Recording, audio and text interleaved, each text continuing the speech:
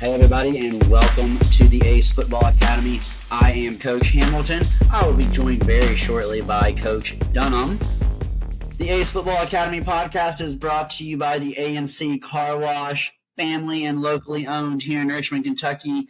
Please make sure you go see them for all your car washing needs. We are excited to kick off a new series today revolving around the issue of tryouts. So we know how frustrating and how difficult and how challenging tryouts can be for players, for coaches, for parents, for everyone involved. So we're going to dive into a series here where we are ultimately going to try and build the perfect tryout.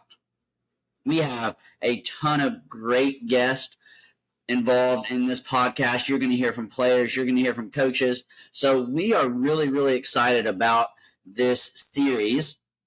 Today, you are going to hear from two very special guests, Coach Brian Boussy. He is the DOC of Freedom Soccer Club just outside of Baltimore, Maryland. And he was kind enough to actually bring Heather Hinz, and for those of you listening, if you know that name, she is the reigning SEC Tournament Player of the Year from the University of South Carolina. She had a great tournament, and while South Carolina went on to win that tournament last season. So we were really, really lucky and fortunate to talk to both Coach Boussy and Heather.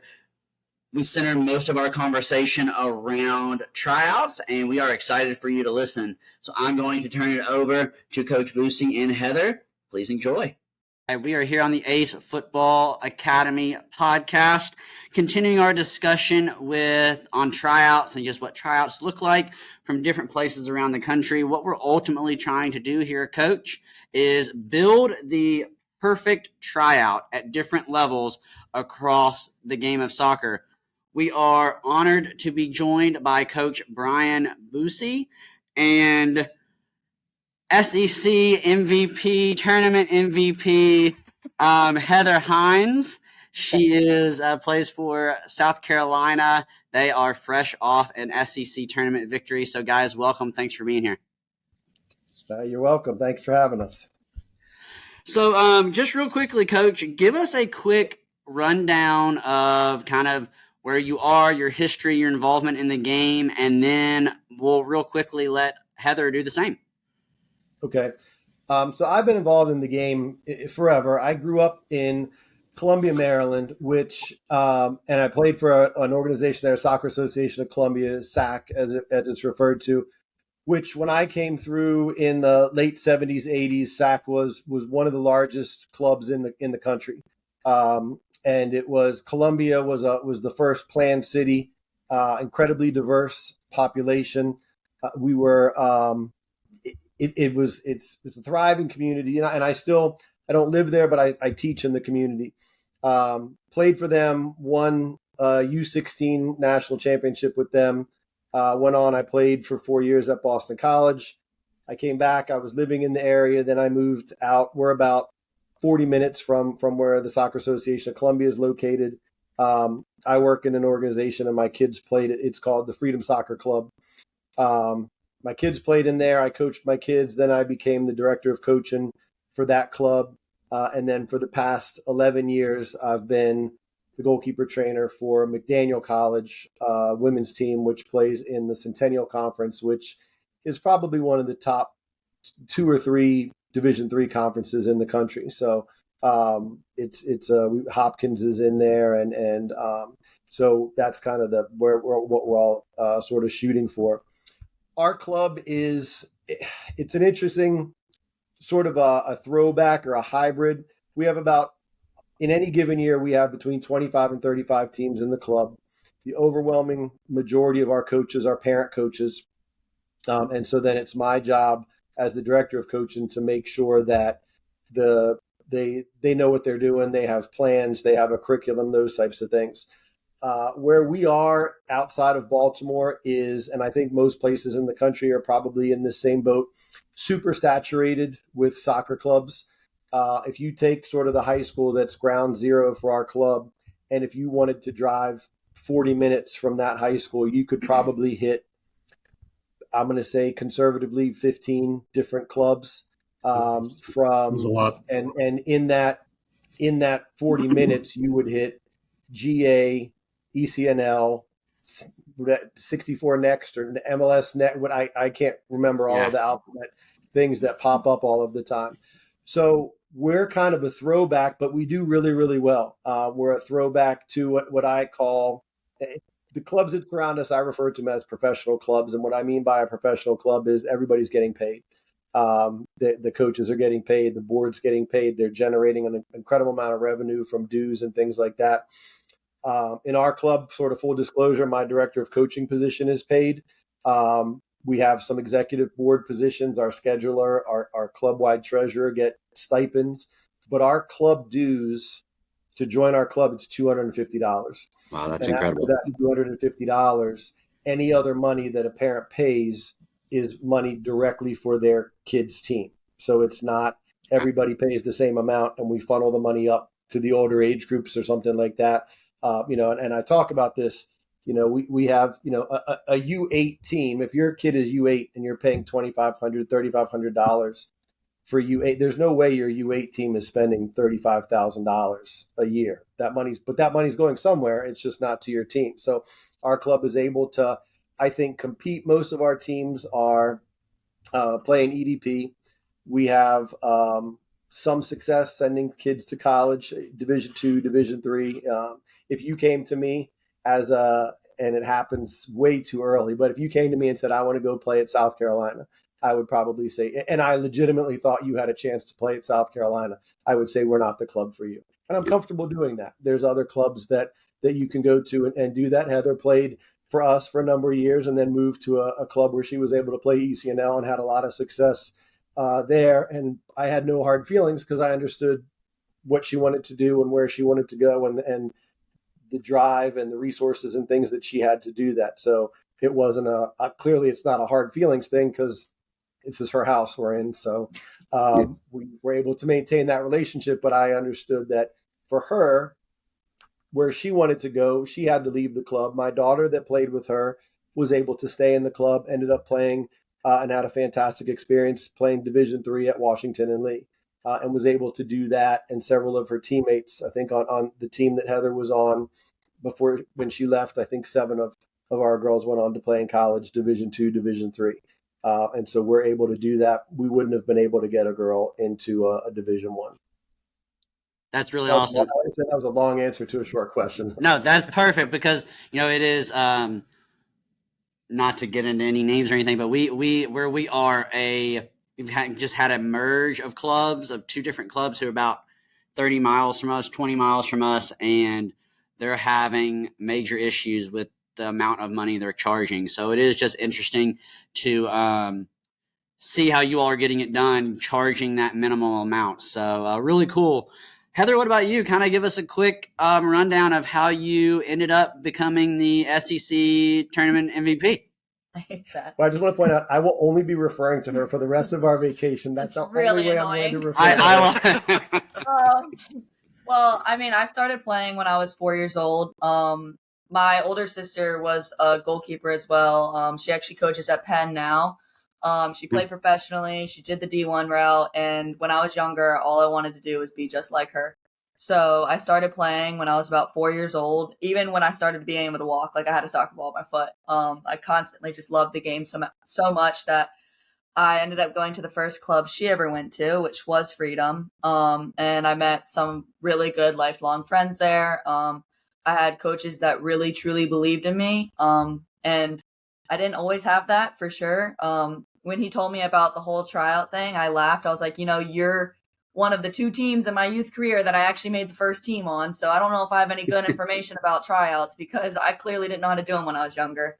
But I absolutely loved my first few years in clubs. But then I decided I was going to be forward, and I left Freedom to go to another club up in Baltimore. And I played for a year, but I barely played. I almost quit because I was so miserable because I wasn't playing and I just wasn't enjoying the game as much.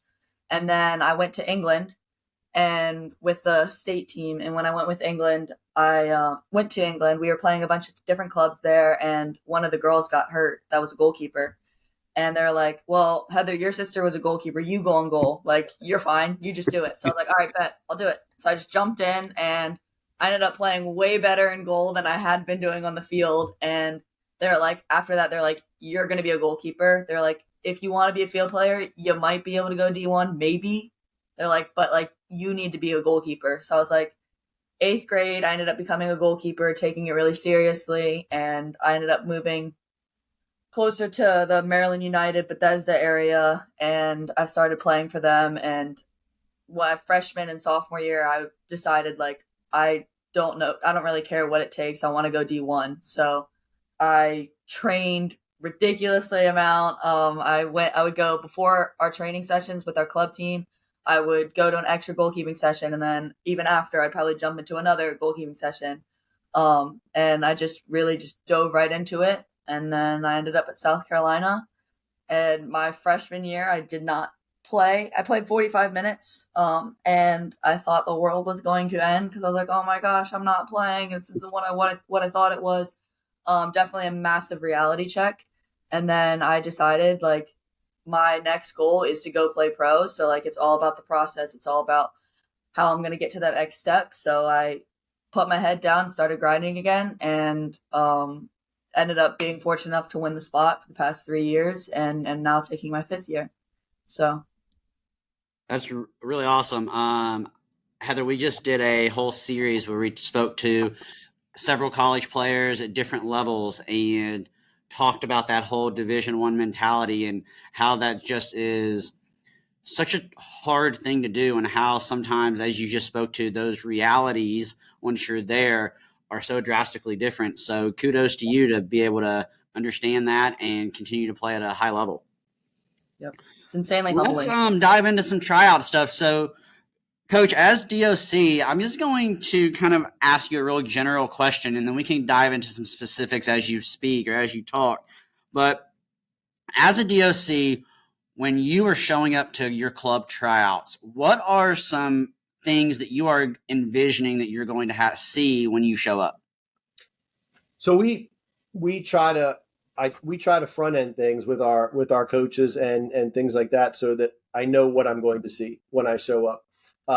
Anytime we have a new age group, so like this year with the 2016s, I run those tryouts. So if we don't have a current coach in an age group, then that tryout that comes up on me to run that tryout. And so the way our club is set up, and I might be getting ahead a little bit on some of the questions here, but you're good. What I expect when I show up is the biggest thing is organization, because what I think separates maybe our club from some of the other clubs that are like us, mostly volunteer clubs in our area and things like that, is the level of organization that we don't. It's not we're bringing a parent coach in and then just handing them some balls and cones, or not handing them balls and cones and just saying, good luck, here's the link to order your uniforms. That we do try to replicate what you might get at one of these bigger clubs, but at a different price point type of thing. So when I show up for a tryout, it should be, so let's say hypothetically it's 2 teams in an age group. The head coach of the premier team is also referred to in our club as the age group coordinator. So they actually run the tryout. And then we have independent evaluators. And so the independent evaluators are basically, for instance, CJ, I coach the under 10s and you coach the under 11s. So you're going to come to my tryout and do some evaluating, and I'm going to come to your tryout and do some evaluating. It's not formal. It's not something like that. And then we also have things where you can bring in outside help. I've brought in people from McDaniel before. I've brought in high school. Like if I'm running a U8 tryout, I'll bring in my daughters if they're in high school. When they were in high school, their high school kids would come in and they would help me with evaluations and things like that. And so the age group coordinator creates kind of a rubric. Here's what we're looking at. I help them. I give them a bunch of options. Here's some things you can use. You don't have to use them, whatever works for you. And then the age group coordinator or myself, if I'm in charge of the tryout, runs the tryout. We have coaches that will evaluate. If you're an assistant coach in the age group, which means you have a kid in the age group, you can't be an evaluator. And that is simply to be, and a lot of our rules and bylaws are created, they're reactionary, right? So we had parents who were evaluating their own kid and their kid was terrible and somehow kept ending up on the top team. And so we said, you know what, maybe we shouldn't let the parents in the age group evaluate the age group. And so you can come as an assistant coach in that age group. By all means, you can come and you can help us put pennies on kids and register kids and set up and move cones and goals and things like that. But you don't have a clipboard, you don't have an evaluation sheet. The head coach, the age group coordinator, collects all the evaluation sheets at the end of the session. They go through them. A lot of times I'll sit with them as well, and we'll kind of go through and see what the evaluators saw for each different kid. We'll kind of stack rank them. Then heading into the second tryout, then we say, okay, we've got some kids that either we know we don't need to look at because these kids are going to be on the premier team. We might have some kids that we know we don't need to look at because we know they're on the second team, for example. And then it's that bubble, right? If it's a 9v9 age group, 7 through 12, 13, man, are they interchangeable on any given day, right? And so second tryout, we're going to really look and focus on those kids and see if we can put them on the right team. I think we do a better job of getting it right. Nothing's perfect there. I don't know if there's a perfect tryout system somewhere in the world. I am not aware of it, but I think that ours is pretty good. But we also have the size of our club, I think our numbers are relatively manageable. That we might have 30, maybe 40 kids trying out in an age group. And so I think we're able I think we're pretty good at accurately assessing those kids. Yeah, that's good. So, Heather, I'm going to direct this questions to you. So, Brian just discussed a plan of what is expected to happen. Our club does the same thing. We have discussions prior to tryouts, but things don't always go as planned sometimes. So, have you ever attended a tryout knowing you've gone to different clubs where you're standing there saying, what are we doing here? Have you ever experienced something where it's clear preparation was not going on or something stood out to you that was frustrating during the tryout? Yeah, I mean, I went through a period where I think I went to 4 clubs in like 4 years. Like I had been at tryout after tryout, and I'd gone to other tryouts as well. And I remember the one club that when I became a goalkeeper, I made the second team of, and I remember going to the tryout so frustrated because yes, I understood that they have to have like the people they kind of think are going to be on like the one team and like on the other, but like there's definitely lots of biases that I saw, and it got to the point where like I normally don't hype myself up, but I felt so confident in this one tryout. Like I was like, I'm killing it. Like I'm a very short goalkeeper. I'm not like 6 foot, but I was like, I haven't gotten chipped. Like I've made every single save. I haven't gotten scored on this tryout. I was so confident. And then they immediately called me and told me that I had made the second team. And I was like, okay, whatever. That's okay. Like, I'm fine. But, like, I was like, the coach never once saw me really play. He never really gave me a chance. And I had then heard that there were parents involved in the behind-the-scenes things where they said, oh, this is her first year being a goalkeeper, put her on the second team. So I was like, I have witnessed parents' biases being kind of played into things and also just, like, not truly giving some people a chance when I feel like if they wouldn't have overlooked me in that club, like I would have stayed with that club for 4 years. But I ended up leaving, going to Bethesda, which obviously helped me in the end because I wouldn't be where I am now. But definitely noticed some of the overlooking of things. So, Coach, so now we have your process drawn out. We know what we're expecting when we show up. Do you, and this may, again, we may have to break it down into age groups, and we understand that that's part of this process, but are you setting up a ton of technical drills? Are we running just tactical stuff? Are we just running some 4v4 into 7v7 or whatever it might be? What are the players now then participating in once they arrive at your tryout? So what I tell most of our coaches is, and they have, as the director of coaching in our club, the way our club is set up, my role is it's a lot of suggesting. Like I don't have a mandate to say we have to do X, Y, and Z. I kind of say, hey, I've been in this club for 15 years or whatever it is. These are things that work. These are things that don't.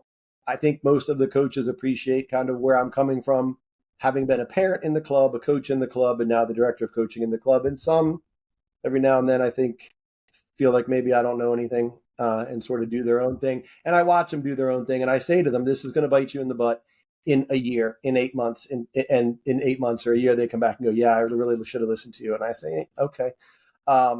So I say usually they come in and do some type of warm up. It can be something simple. But then it's just a lot of playing.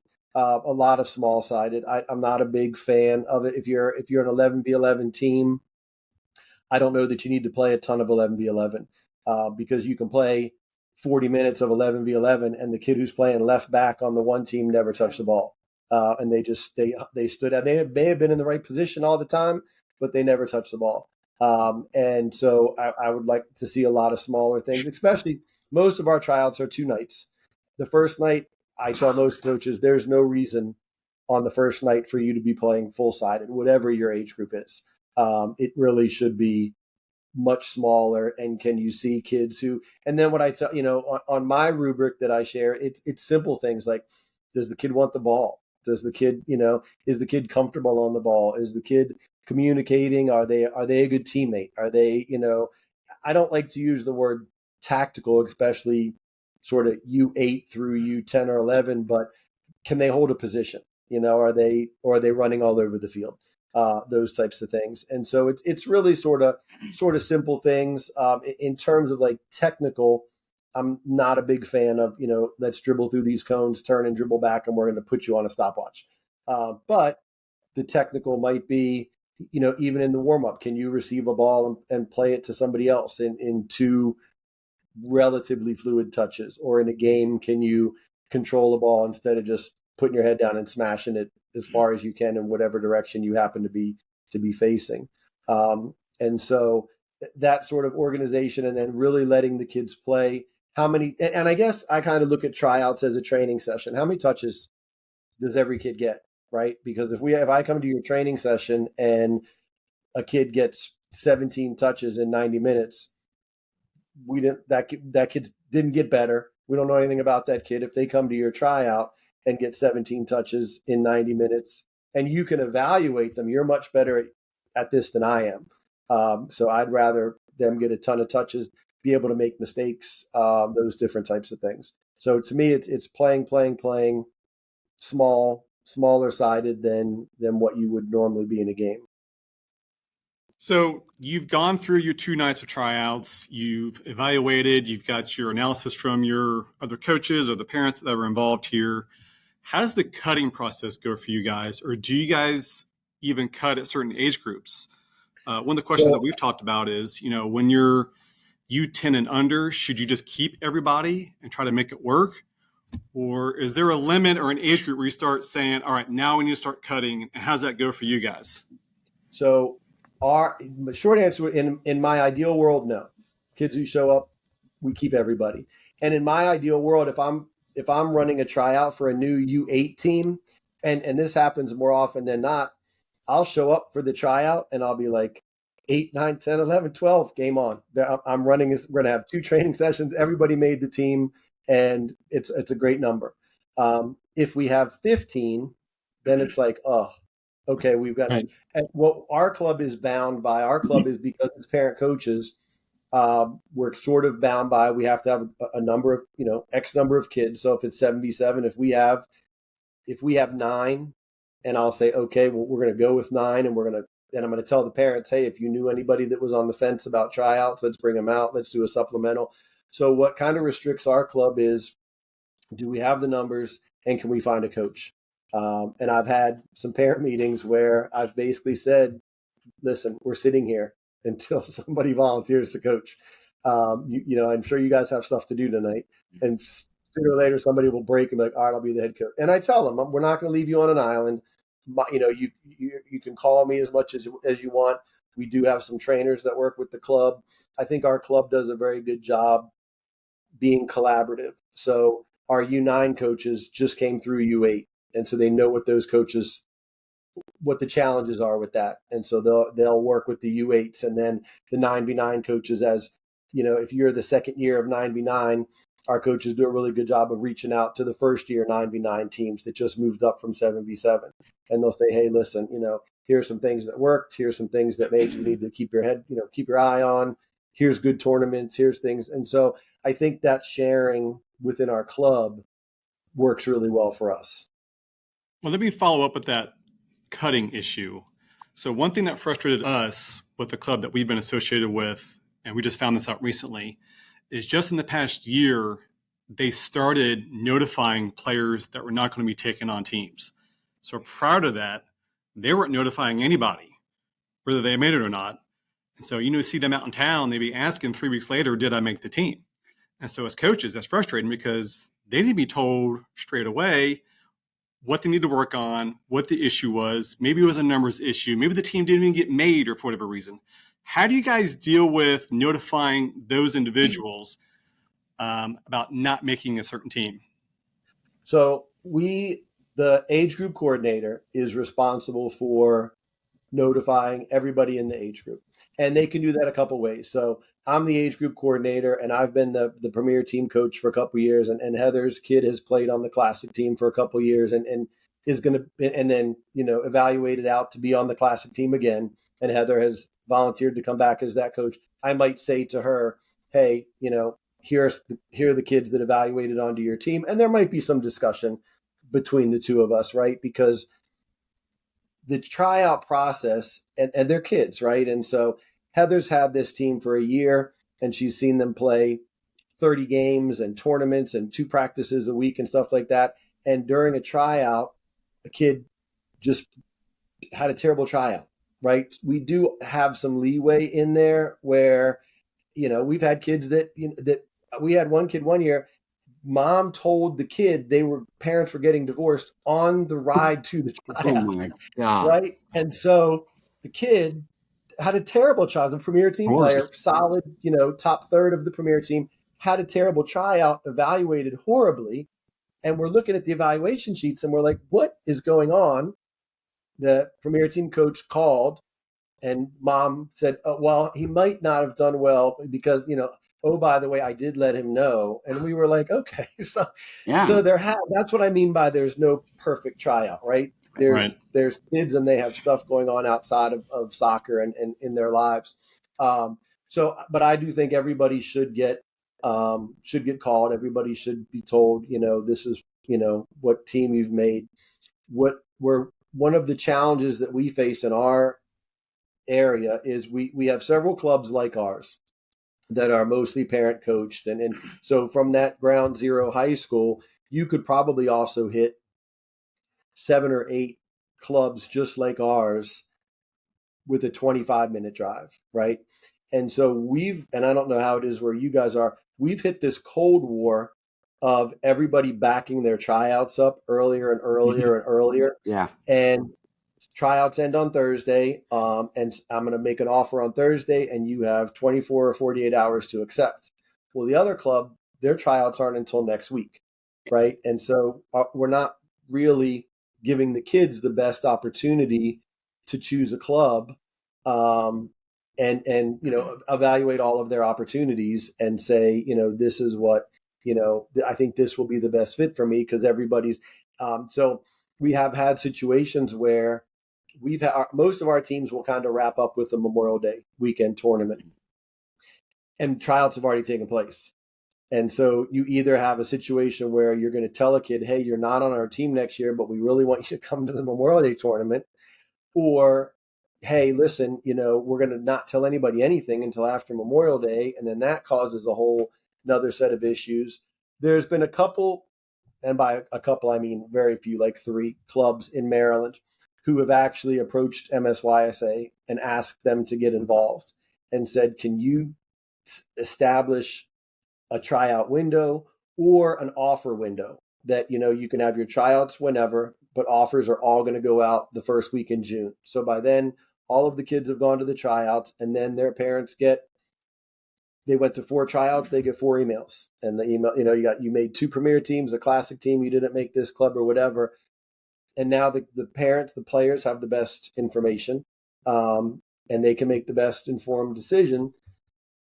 Unfortunately, that's not the best business decision for some of the clubs in the area. And so they want to lock players in as quickly as possible. And so I don't know that MSYSA, I'd love for them to move on it. I don't know if they have the ability to move on that. I don't know how that would even work. That's another level above kind of where I operate. Yeah, we have those same very similar issues here. We don't have 15 or 20 clubs, but we have about 4 clubs within about an hour driving distance. And so we run into those same things. Everybody's tryout is either earlier or everybody's tryout is on the same 2 nights. So as a player, I got to really pick which club I actually want to go try out for. So I think, these state youth soccer associations getting involved, I think, kind of like you said, it's above my pay grade, but I think that's what it's going to take in order to get answers to those questions. Right. Real quickly, before we move on, you mentioned parents. Before we move on to parents, I'm going to direct a question at Heather. Heather, you've done many different tryouts, and where do you want the conversation to start coming from the coach to you? Because so often these emails are from coach to parents or club to parents, right? So at what age did you find that you were ready for a coach to come to you and say, hey, you made the classic team, or hey, we're gonna have to cut you this year? Like, when do you think that conversation from coach to player becomes appropriate? So it's actually funny you say that, because when I tried out, I was like U9 when I tried out. When I was U9, Coach Brian actually called me.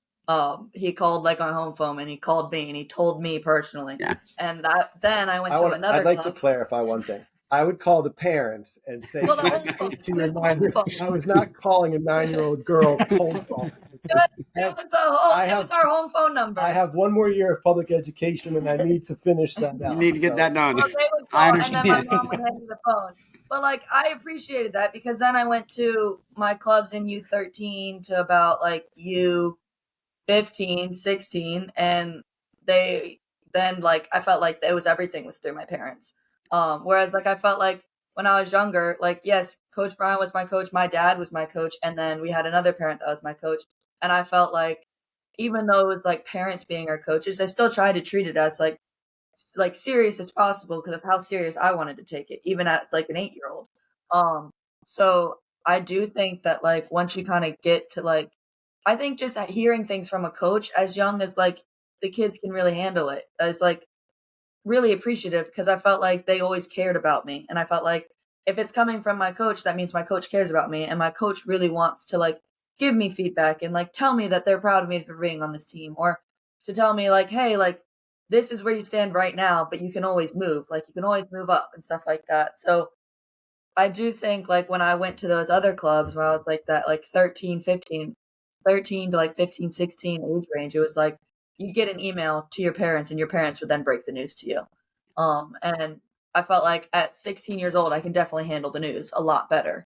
And I feel like if you're going to want to be my coach, I feel like you'd want to be able to tell me this is a team that I'm going to be on, and you can have that mature conversation with me as a 15-year-old, because now we have 15-year-olds in the full-on NWSL. So like, Yeah. like you can start talking to kids a little bit younger now who take things a little bit more like professionally. So let's stick with that parent idea for a little bit. And I know you have lots of parents involved in your club, but I'm sure you also have parents who are just parents. They're just fans. They're just there for their kid. So Coach Dunham and I have both coached at the high school level as well, on the school side of things as well, outside of the club. And when it comes to parents, when you do a school tryout, there are no parents. It's just you and the players. On the club side of things, that's usually very different. Whether there's a line that parents have to stay behind, but usually parents are there and parents are involved. How do you all go about handling that? The parents who want to be there and, after a drill want to say, Heather, come here, right? And they want to coach the kid immediately right there instead of letting the coaches themselves handle it. Well, there's two sides to that. One is if so, as my role, director of coaching, what I try to do, and I'm depending on the schedule, I'm pretty good at I try to make at least one of all of the tryouts in the club. And when I show up, I call the parents over, and it's on purpose, and I make a joke about it, but I intentionally stand so they have to turn their back to the field while I'm talking to them. Yeah. And I tell them that. I said, because I know if you were looking at this over my shoulder, you wouldn't listen to what I was saying. You'd be watching your kid on the sideline. And I say to them, I say, I get it. Your kid is, it's hard, and I've had my own kids. I've gone to their tryouts and been that parent that's just kind of standing there watching, and your kid does something right, and you look immediately to see if anybody saw it. Right? No one with a clipboard wrote anything down. And then your kid did something wrong. There's two guys with clipboards standing there, and you kind of live and die. And I tell a lot of the parents that, my sort of standard line is, like how many U7, U8, U9, U10 games did Alex Morgan win? And nobody knows because It didn't matter, right? What mattered was she was getting coached. She was developing as a player, and so then she was able to move up and do things. And you can use LeBron James, you can use Lionel Messi, you can use any athlete in there. No one knows how many games they won younger, but everybody knows they have the right development path. And so, stop living and dying with your kids every touch at a tryout. Absolutely do not be the parent that is coaching during yelling from this, come on, Jimmy, you're not working hard enough, that type of thing, because I hate to say it, and I don't think it happens very often, but if I'm a coach and there's two kids I'm deciding between, and one as a parent who's constantly yelling at the kid, why would I take that problem on voluntarily, and so I tell the parents, I'm like, just sit, watch, whatever needs to happen will happen. Whatever team the kid ends up on, it's probably the right place to be. And really, if it was my kid, and I had, my three daughters, if it was up to be, my daughter was going to be the 17th kid on an 11v11 premier team or top 3 on a classic team, I think I'd rather have them be on the classic team and take on the leadership roles and things like that, and the development act, that way. And assuming that there's collaboration between the teams, which there should be. We try to encourage all of the age groups in our club at least one night to train together. That doesn't mean that everything is mixed, but a lot of times it'll be mixed and we'll do things. And so that everybody is kind of developing that way. But it's hard. And I tell the parents that, and then they literally turn right around and start stressing and pacing and, taking their hat off and throwing it down and stuff like that. So I think because I'm on the back end of it, right? My youngest just graduated from high school. So I've made every mistake a soccer parent can make. I've probably made every mistake a youth soccer coach can make. And now I can look back and go, yeah, that was stupid. But it, I kind of equate it to when before you have your own kids and people go, oh, it's going to change your life. And you think, oh, it's not. And then you have your own kids and you're like, wow, this is crazy. So you can tell parents, don't stress about this, but they're going to stress. And then their kid's going to get older and they're going to go, yeah, that was silly. I can't believe I stressed about that. Yeah, it's funny you brought up how the parents stress about it. We just had trials this past year, and we had a parent line where they were all lined up on the sidewalk over there. And, I'm down there on the field. It's just me and the players. I was evaluating the team on my own. And I'm focused on one side of the field. And all of a sudden, this parent is standing right next to me, just breathing heavy. I don't know what he was trying to accomplish there. But I'm like, down there, sir, can you please go back to where the other parents are? I don't know if he just got too involved and didn't realize it, but that stress that they build up on themselves. I mean, it's not the end of the world. What's the bigger picture? If they don't make the team, I promise their life is not going to end. It is going to be okay. So have you guys experienced anything like that as well on your end, where a parent just kind of overstepped their boundaries a little bit during the tryouts? I haven't had it like that. I've had it where I think because we do, they stick with the water. So, all right, everyone go and get a break. And, I've seen, I'm not being sexist or whatever, but I feel that maybe it's more dads than moms, where the dad, the kid runs over to get their water bottle and dad kneels down and their face is, Oh yeah. When your face is 6 inches from your kid's face, the comment is never, "You're doing great, honey. Keep doing what." So when I don't know if you can see it, but Heather's behind you, just nodding. She knows exactly the moments that you're talking about. Right. And so, sometimes I'll try to make a point to find those kids when they're running back out and be like, "Hey, I just wanted to say, I think you're doing great. Just keep doing what you're doing." Those types of things. And it is hard. And sometimes when I bring in the high school kids, if they're evaluating for the younger kids, I'll tell them, I'm like, "Listen, at some point during this tryout, work your way to the other side of the field and just don't spend too long, but glance at the parents. Like, look at what your parents did when you were 8." And they can always, and I'll be like, spot the most anxious parent. I'm going to come by in 10 minutes and I'll ask them, like, "Dude in the red shirt." "Oh yeah, definitely dude in the red shirt." "The dude that's pacing?" "Yeah, definitely dude in the red shirt." Yep. And I'm like, "Yeah, that was your dad when you were 8. They're like, "No, it wasn't." I'm like, it was. I was there." And they're like, "Yeah, actually, I can kind of see it now." But I think at the end of the day, I've never met a parent every parent that I've met has had the best of intentions. I've never met anybody that was intentionally trying to drive their child out of sports or intentionally trying to, but it's lack of education. It's the insane amount of pressure that parents feel because, Heather's mom gets to post on Facebook that she's on the ECNL team, and I don't get to post that on Facebook. So clearly I need to scream at my daughters more. And then maybe they can be at Heather's. And so I think that it's all fake. It's fake pressure. It's peer pressure. It's, but I think parents feel it, and somehow their child's success or failure on the soccer field is a reflection on them, and it's a silly, it's a silly barometer. It's a silly measuring stick, but I think a lot of parents feel that way. So one more question on tryouts, and then we're going to kind of swing our conversation into the goalkeeping side of things. And this is a tryout question, but it actually involves goalkeepers. And Heather, you may even be able to weigh on this a little bit as well.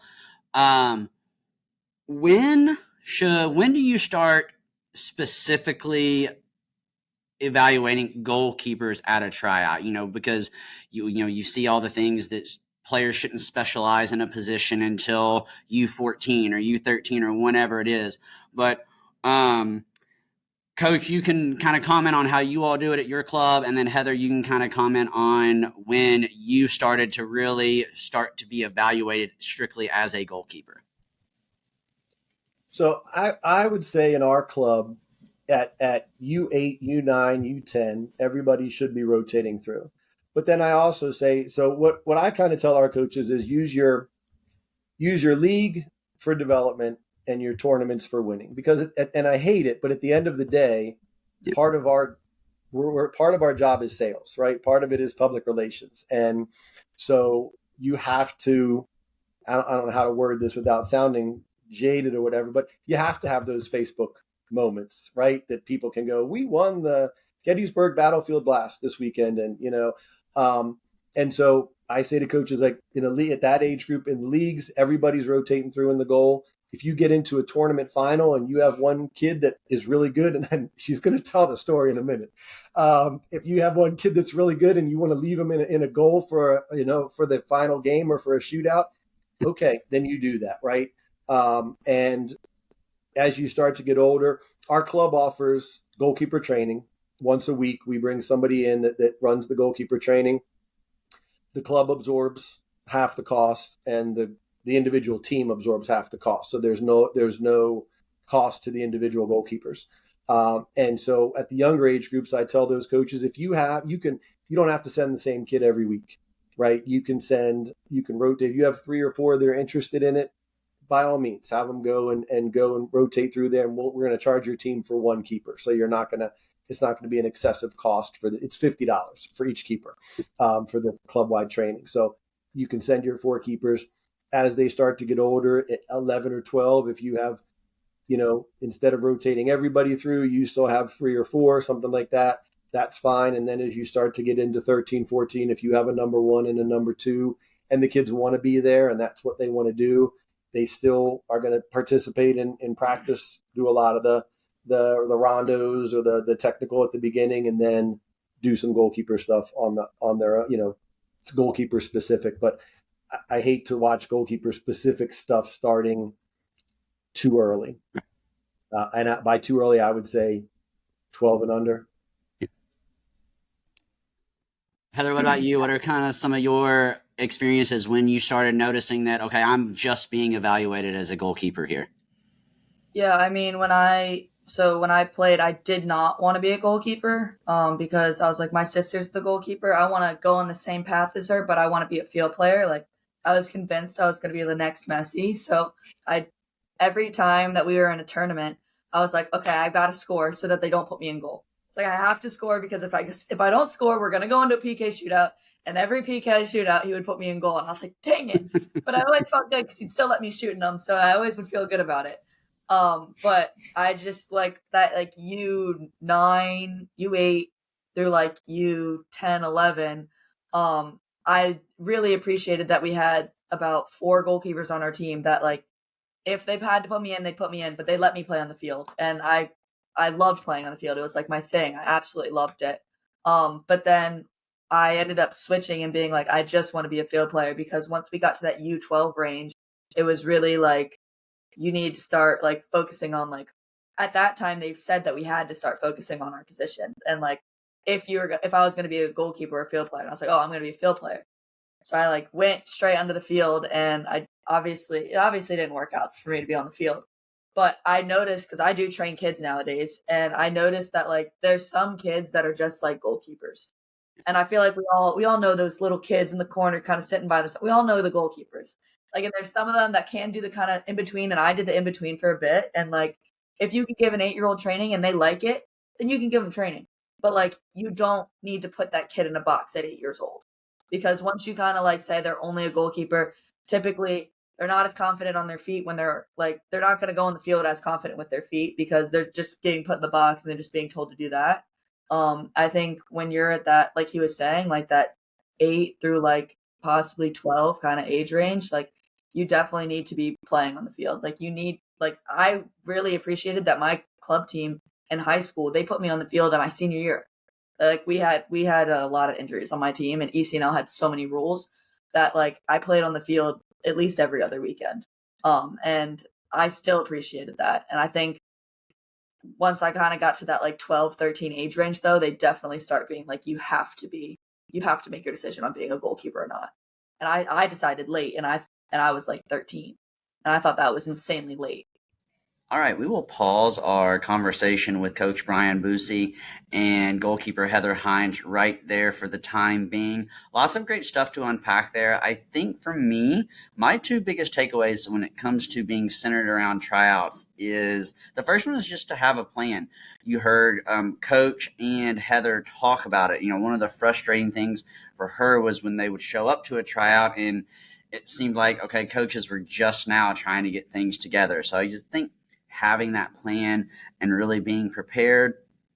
The second thing that I found beneficial for me as a coach, Coach Boussy talking about, you know, I'm going to run my tryout and I'm going to have other coaches there as the evaluators. I think that's important because it does help to alleviate some of those biases that we run into as coaches, especially in Coach Boussy's club, where a lot of times the coaches are also parents. So I think that helps to alleviate some of those biases that you may run into. In the end, I'm going to get the final say. I'm going to talk with my DOC and we're going to figure things out. But I think having others evaluating your players is really, really beneficial. We will pick up that conversation again in a future episode where we actually focus more on the goalkeeper side of things.